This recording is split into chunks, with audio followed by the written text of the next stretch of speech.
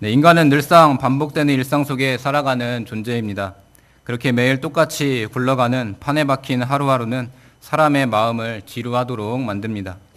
그 지루함에 지친 많은 사람들은 일상의 루틴에서 벗어나 무언가 자극적인 것 또는 색다른 것, 또 새로운 것을 찾아 일탈하기를 원하게 됩니다.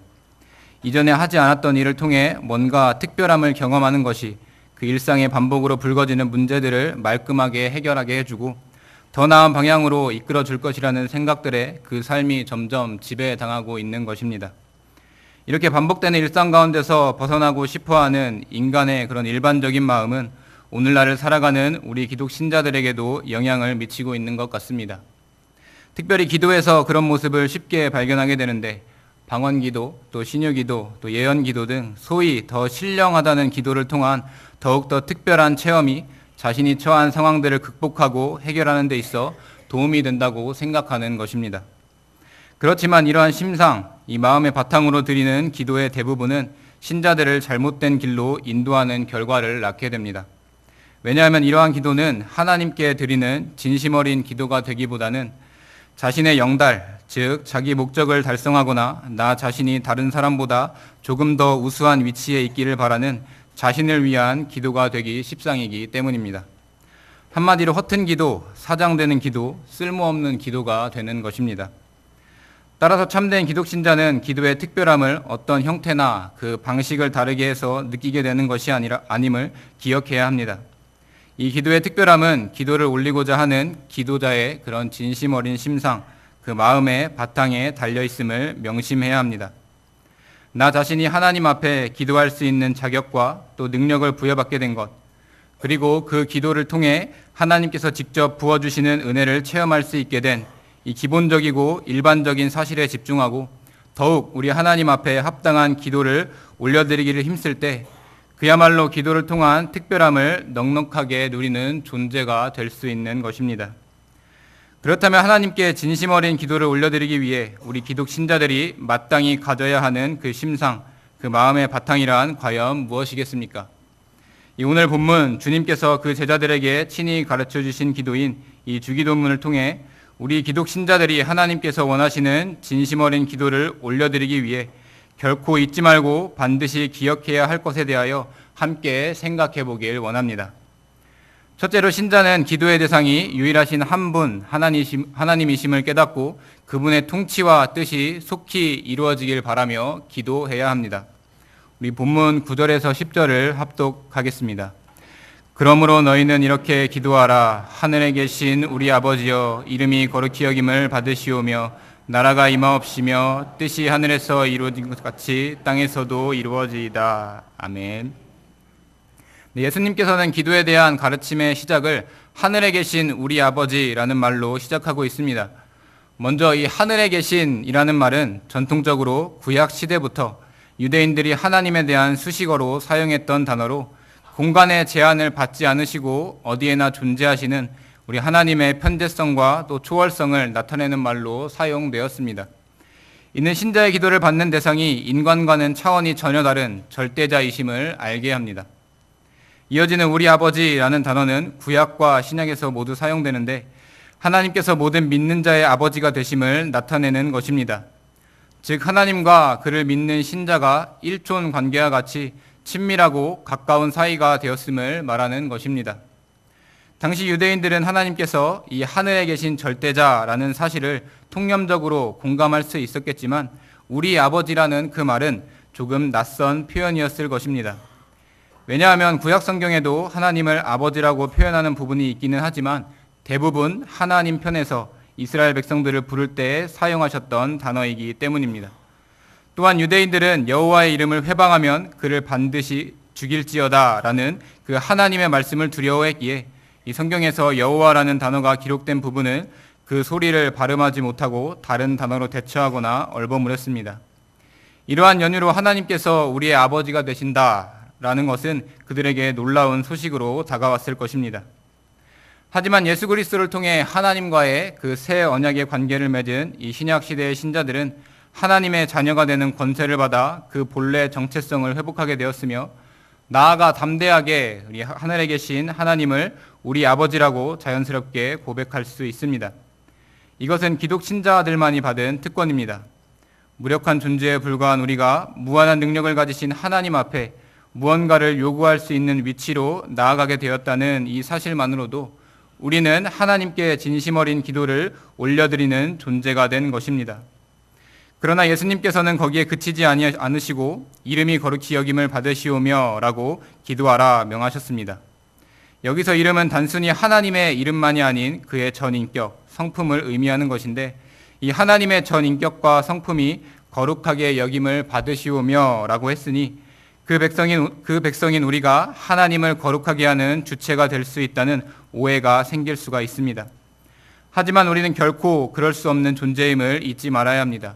오히려 본디 죄악으로 인해 올려드릴 그 일말의 영광도 없는 무가치한 존재가 그 크신 은혜로 말미암아 하나님의 거룩하심을 나타낼 수 있는 존재가 되었음을 절실하게 깨닫고 이 하나님의 거룩하심을 이루기 위한 방편으로 내가 쓰임받는다는 그 사실에 감사하며 더욱 주님을 경외하도록 인도해 주시는 것입니다.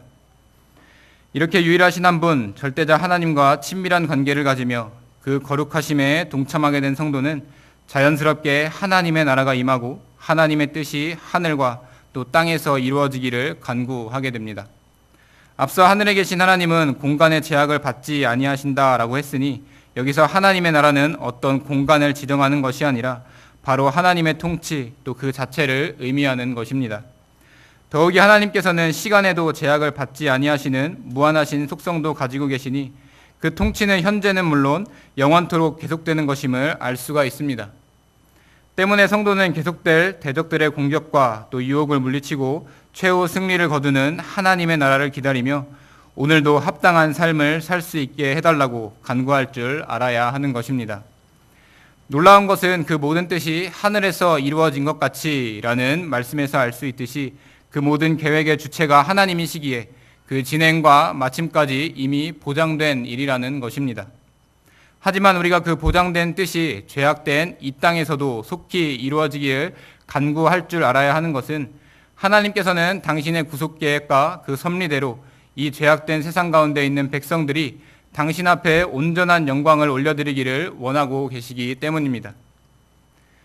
이렇게 예수님께서 주신 기도에 대한 가르침의 앞부분은 하나님께 기도를 올리는 우리들로 하여금 그 기도의 대상이 유일하신 한 분 하나님이시며 그 기도를 통해 하나님 당신의 통치와 뜻이 속히 이 땅에 이루어지기를 바라야 함을 분명하게 전하고 있습니다.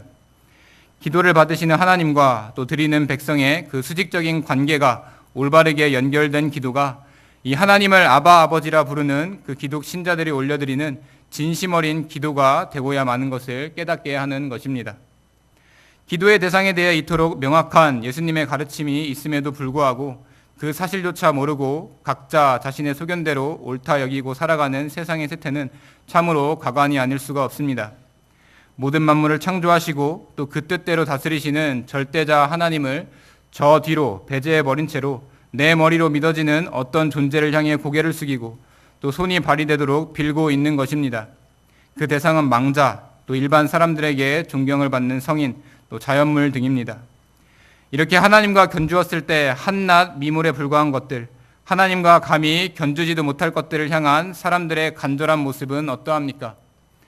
연말이면 받는 그 신년 달력을 펼치고 음력 날짜까지 따지는 수고를 마다하지 않으며 빨간색 색연필로 동그라미 표시를 하고 일주일 전부터 제사상에 필요한 온갖 음식들을 준비하며 당일에는 차려놓은 상 앞에 온 가족이 둘러앉아 현관문을 활짝 열어놓고 향을 피워놓은 후에 그 죽은 조상이 찾아와 먹고 이 세상에 남은 가족들을 평안하게 돌봐줄 것을 비는 허황된 모습, 또 기도하는 자의 존재를 알랑가 모르는 그 알라신에게 하루 5번씩 시간을 지켜 기도하며 라마단이라는 긴 시간 동안도 금식하기를 마다하지 않는 이슬람 교도들의 열심, 또 기도하는 자가 석가인지 이가인지 김가인지 박가인지 관심조차도 없이 이 자신이 세상의 모든 속박으로부터 벗어나 자유롭게 되는 해탈의 경지에 이르는 것에만 관심을 가지고 살다가 죽은 그 석가모니를 따르는 불교도들의 노력, 또 같은 하나님을 믿는다고는 하지만 말로 다할 수 없는 그야말로 총체적으로 이단인 그 천주교도들의 선한 행실은 유일하신 한 분 하나님을 믿는다고 고백하는 우리 기독 신자들의 기도의 모습을 다시 한번 생각해 보도록 만듭니다. 헛된 것을 돕는 자들의 열심과 또 노력과 행실들에 비교하여 예수 그리스도를 통해 하나님을 아바 아버지라 부를 자격을 받은 하나님의 백성, 또 하나님의 통치와 뜻이 이루는 통로가 되는 가장 큰 축복을 받은 나라는 존재는 과연 얼마만큼 이 유일무이한 절대자 하나님 앞에 의지하고 붙들려 간구하는 것에 힘쓰고 있는지를 돌아보게 되는 것입니다. 때로는 그 주어진 자격에 부합되는 것이 하나도 없는 나 자신의 모습을 볼 때면 과연 내가 예수 그리스도의 새 언약을 통해 그 정체성을 회복한 자가 맞는가 하는 의구심이 들 때가 있는 것입니다. 그렇지만 결코 우리 기독 신자들은 낙심하여 자포자기하지 말고 은혜의 보좌 앞으로 담대하게 나와 하나님 앞에 다시 기도할 줄 알아야 합니다. 왜냐하면 예수님께서 가르쳐 주신 그 기도에 나타나는 대로 절대자시며 무한하시며 전지하신 하나님께서는 당신이 시작하신 그 모든 것을 그 계획대로 진행하고 마치도록 인도하여 주시는 진실하신 분이기 때문입니다. 따라서 우리는 다른 사람들에게 보이기 위한 외식된 기도를 드렸던 그 바리새인과 서기관들과 같은 헛된 기도, 또 하나님과 비교조차 되지 않는 미물들에게 정성과 헌신을 다하는 쓸모없는 기도를 본받지 말고 내 골방에 들어가 문을 닫고 은밀한 중에 계신 하나님께 기도하라 말씀하셨던 이 예수님의 말씀에 따라 본래 순수한 동기와 마음을 회복하고 하나님의 다양하고 풍성한 속성에 의지하여 신뢰가 가득한 기도를 올려드려야 하는 것입니다. 그럴 때 그 기도를 들으시는 하나님께서 갚아주시는 역사를 반드시 체험하게 되는 것입니다. 이 사실을 기억하고 언제나 유일하신 한 분 하나님께 그분의 완전한 통치와 뜻이 속히 이루어지게 해달라는 이 진심 어린 기도를 올려드릴 줄 아는 우리 모든 성도님들이 되시기를 바랍니다. 네, 둘째로 기독 신자는 기도의 내용이 내 육신의 필요는 물론이요 자기 죄와 연약을 고백하는 것임을 깨닫고 오직 하나님의 도우심만을 바라며 기도해야 합니다. 우리 함께 본문 11절에서 13절을 합독하시겠습니다. 오늘 우리에게 일용할 양식을 주시옵고 우리가 우리에게 죄지은 자를 사하여 준 것 같이 우리 죄를 사하여 주시옵고 우리를 시험에 들게 하지 마시옵고 다만 악에서 구하옵소서. 나라와 권세와 영광이 아버지께 영원히 있사옵나이다. 아멘. 네, 계속하여 예수님께서는 그 제자들이 기도해야 할 내용들에 대해 말씀하고 계십니다. 먼저 일용할 양식을 달라고 기도하라 하셨습니다. 이제 그 기도 내용이 하나님과의 관계에서 육신의 필요에 대한 간구로 이어지고 있는 것입니다. 우리가 간과해서는 안 될 것은 이 양식, 즉 세상을 살아가면서 필요한 모든 물질의 주인이 하나님이시라는 사실입니다. 자기 백성의 모든 필요를 아시는 전능하신 하나님이시기에 그 생활의 모든 필요에 대해 마땅히 구할 것을 구하고 또 공급받는 것을 통해 계속하여 하나님의 통치와 뜻을 이루는 일을 계속하여 이룰 수 있게 되는 것입니다. 그러나 우리는 주어진 하루하루를 살아가는 데 있어 물질만을 달라고 하는 이 1차원적인 기도만을 드려서는 안 됩니다. 하나님께서는 우리 육신의 문제는 물론 영적인 문제 역시 해결해 주실 능력이 있으신 전능하신 분이십니다. 이에 예수님께서는 곧장 우리가 우리에게 죄 지은 자를 사하여 준 것 같이 우리 죄를 사하여 주옵시고 라고 기도하라고 하신 것입니다. 이 죄 문제는 도무지 인간의 힘과 능력으로 발버둥 쳐봐도 해결이 되지 않는 문제이기 때문에 우리는 하나님 앞에 자기 죄와 연약을 고백할 줄 알아야 합니다. 그런데 우리가 여기서 오해하지 말아야 할 것은 본문을 문자적으로 해석하여 다른 사람에 대한 죄 용서를 먼저 할 줄 알아야만이 이 하나님의 죄 용서가 뒤따르게 된다는 것으로 받아들여서는 안 된다는 것입니다. 우리가 잘 알다시피 자기 백성을 향한 이 하나님의 죄 용서는 무조건적인 은혜로 주어집니다. 따라서 우리는 본문의 내용이 하나님께 자신의 죄 용서를 간구하며 기도하는 자신이 먼저 영적으로 성숙한 모습을 갖추고 다른 이의 죄와 잘못에 대해 용서할 줄 알아야 함을 의미하는 것임을 깨달아야 합니다. 특별히 여기서 죄에 대하여 쓰인 원어의 의미가 경제적인 빚과 부채를 나타내는데 즉 하나님께 대한 우리의 죄가 청산해야 할 빚, 부채임을 말하는 것입니다. 그런데 나 자신이 하나님의 은혜를 입어 죄로 인한 영적인 빚과 또 부채를 온전히 탕감받아 진정으로 회개한 신자가 되었으니 그 자신 역시 자기에게 죄를 범한 다른 사람들의 죄를 당연히 용서하는 모습을 보여줘야 하는 것은 마땅한 일입니다. 그렇지 아니하는 자는 하나님께 받은 은혜를 배은망덕으로 갚아버리는 파렴치한 자가 되기 때문입니다. 그런데 우리 기독 신자들이 그런 파렴치한이 되기만을 간절히 바라는 세력이 있습니다. 바로 하늘에서 이루어진 하나님의 통치와 뜻이 이 땅에서 이루어지는 것을 원치 아니하는 악한 세력, 즉 사단입니다. 사단은 언제나 하나님의 백성을 시험에 빠뜨려 죄악에 허덕이도록 만드는 것을 즐거워하며 그것을 자신의 목적으로 두고 있습니다. 때문에 예수님께서는 계속하여 우리를 시험에 들게 하지 마옵시고 라고 기도하라고 가르치신 것입니다. 이 시험이 만약 하나님께서 주시는 것이라면 우리가 피해야 할 이유가 있겠습니까? 하나님의 시험은 되려 우리의 신앙을 연단시키고 또 하나님께 합당한 사람으로 연단시켜주는 것이기에 오히려 우리는 그것을 기뻐해야 마땅합니다.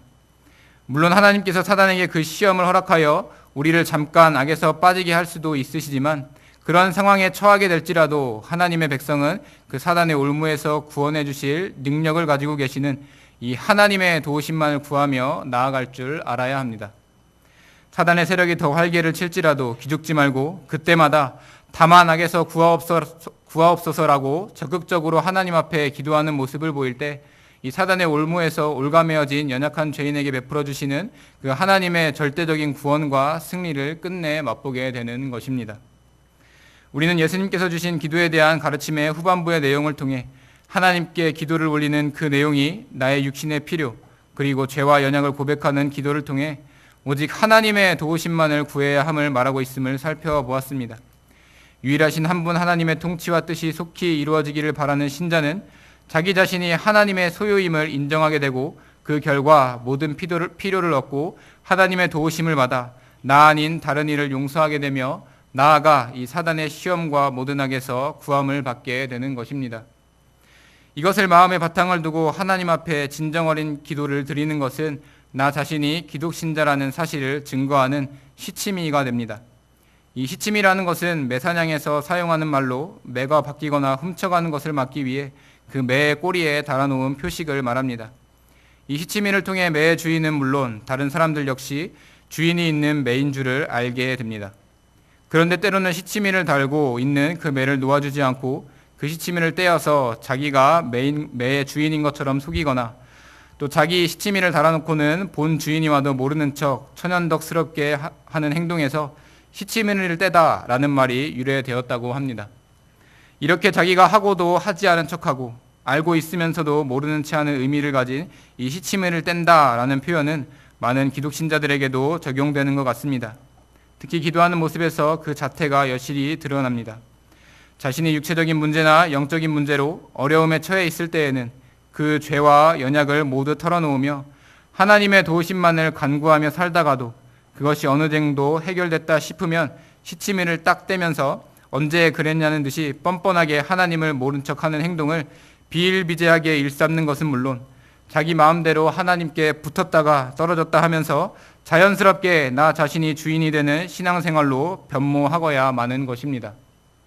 하나님의 소유인 신자가 이렇게 자기 주인이 되어 멋대로 신앙생활을 하는 것에 대해서 가장 좋아하고 있을 자 역시 사단입니다.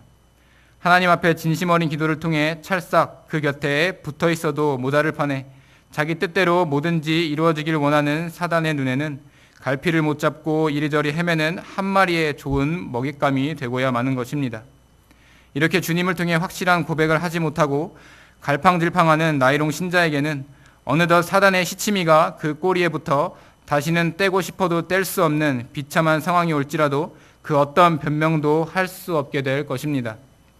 그렇기에 우리 자신은 언제나 어느 때나 이 하나님의 도우심만을 간구하는 하나님의 소유가 되어야 합니다. 어떤 문제가 나를 덮쳐왔을 때에만 거기에 압도되고 울고 불며 눈물 콧물 쏟으며 주여 주여 하며 하나님을 찾고 조금 지낼만 하면 언제 그랬냐는 듯이 쓱싹 안면몰수하고 돌아서는 그야말로 파렴치한 모습을 보여서는 안 되는 것입니다. 예수님께서 주기도문을 가르칠 당시 이방인들은 중언부언하며 기도했다고 했습니다. 그들은 자기의 뜻대로 개인의 열심과 반복, 또 장시간의 기도가 자신들의 믿는 신을 움직일 수 있다고 생각했습니다. 그래서 그들은 자신들이 필요할 때 형식적으로 말만 정황하게 늘어놓는 기도를 한 것입니다. 하지만 우리 기독신자가 하나님 앞에 드려야 할 진정 어린 기도의 제목은 참으로 간단명료합니다. 바로 철저하게 나 자신의 부족을 인지하고 나아감으로 이 하나님의 도우심을 받을 수 있는 심령이 되게 해달라고 오직 하나님께서 내 발의 등불, 내 길의 빛이 되어달라는 도우심을 간구하는 것입니다. 하나님은 한 번 죄악에 건져낸 당신의 백성을 결코 포기하지 않으시는 분이시기에 비록 당장은 세상의 것을 탐하며 거기에 한눈이 팔리고 또 잠깐은 그 죄와 연약으로 인해 하나님을 돌아선다 할지라도 그를 통해 필시 당신께서 이루고자 하시는 바를 이루기 위해 변함없이 신실하게 지지해 주십니다.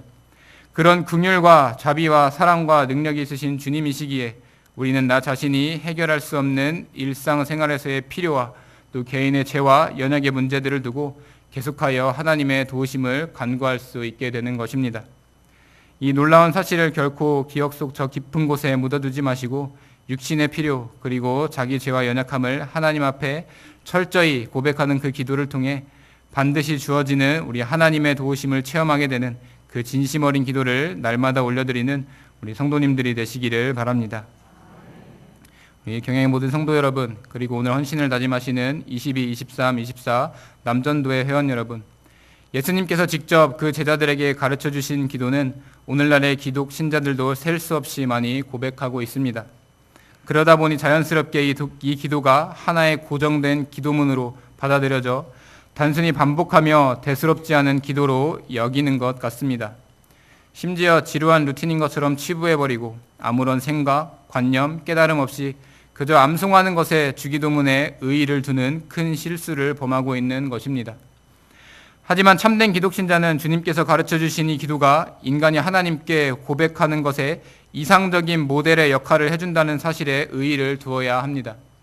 단순히 문자적으로 똑같은 기도를 한다는 사실에 만족하는 것이 아니라 그 내용과 순서를 통해 하나님 앞에 진심 어린 기도를 드리는 길잡이로 사용하며 또 기도를 받는 대상이신 오직 유일하신 한 분 하나님께 그 육신의 필요뿐만 아니라 인간의 죄와 연약함이라는 사실을 기반에 두는 그 내용의 기도를 올려드릴 때 하나님의 계획대로 이미 하늘에서 이루어진 하나님의 통치와 뜻이 이 땅에서도 이루어지며 당신의 손길이 필요한 곳에 함께 하시는 하나님의 도우심을 체험하게 되는 것입니다. 이렇게 기도에 대해 주신 하나님의 가르침이 믿는 신자를 향해 명약관하하게 주어졌음에도 불구하고 무시로 기도하라는 주님의 명령은 철저히 무시해버리고 또 수시로 기도하겠다는 자신의 각오는 도외시해버리며 또 항상 기도해야 할 기도의 제목들이 기도한다 손 치더라도 이루어지지 않을 허상이라 여기는 것은 그야말로 그 존재가 하늘에 계신 아버지 하나님께 속한 것이 아닌 저 악한 사단마귀의 영에 미혹되어 참담함 속에 살아가는 작태로 이어지는 것은 자명한 사실이 아니겠습니까? 때문에 우리는 더욱 기도하기 어려울 때일수록 주님이 가르쳐 주신 이상적인 기도의 모델을 기억하여 우리 기도를 경청하시는 유일하신 한 분 하나님께 끈질기게 매달릴 줄 알아야 하고 내 추악한 죄와 보잘것없이 한없는 연약함이 드러날 때에도 한결같이 도우시는 우리 하나님께 그 모든 것을 맡길 줄 알아야 하는 것입니다. 감사하게도 하나님께서는 우리가 올려드릴 기도의 제목들을 이미 다 알고 계십니다. 그렇기에 하나님, 제가 이러이러한 또 저러저러한 상황에 처해 있는데 모르고 계셨죠? 라고 그 기도 제목들을 나열할 필요 없이 하나님 아버지, 지금 내가 처한 상황에 무엇이 필요한지 나보다도 잘 알고 계시지 않습니까? 제가 이 기도를 통하여 주님과 교통할 수 있도록 해주시어서 이 하나님 앞에 합당한 또 그 진심 어린 기도를 올려드릴 수 있도록 인도하여 주세요라고 기도할 줄 알아야 합니다. 그리고 진심 어린 기도의 영향이 단순히 개인의 기도하는 자세에 국한되는 것이 아니라 자연스럽게 그 행실로 드러나는 것임을 알고 하나님과 교통하며 마주하는 매일의 생활 또 평범한 일상, 반복되는 일과 속에서 관제와 같이 나 자신을 부어드림이 하나님께서 기뻐 받으시는 것임을 깨달아 더욱 경성하여 하나님 앞에 바른 심상, 그 마음의 상태로 기도하기를 즐거워하는 참된 기도자가 되어야 하는 것입니다. 그러므로 너희는 이렇게 기도하라고 예수님께서 친히 가르쳐 주신 방법을 따라 기도할 때 그 기도를 받으시는 유일하신 한 분 하나님의 통치와 뜻이 이 땅에서 속히 이루어지며 그 하나님의 계획을 위해 자녀된 나의 육신적인 필요는 물론 가진 죄와 연약을 고백하고 하나님의 도우심만을 바라는 그 내용의 진심 어린 기도를 올려드림으로써 대개 나라와 권세와 영광이 아버지께 영원히 있습니다라는 궁극적으로 하나님의 나라를 소망하는 고백을 주님 다시 오실 날까지 고백할 줄 아는 우리 모든 경영의 성도님들이 되시기를 간절히 바랍니다.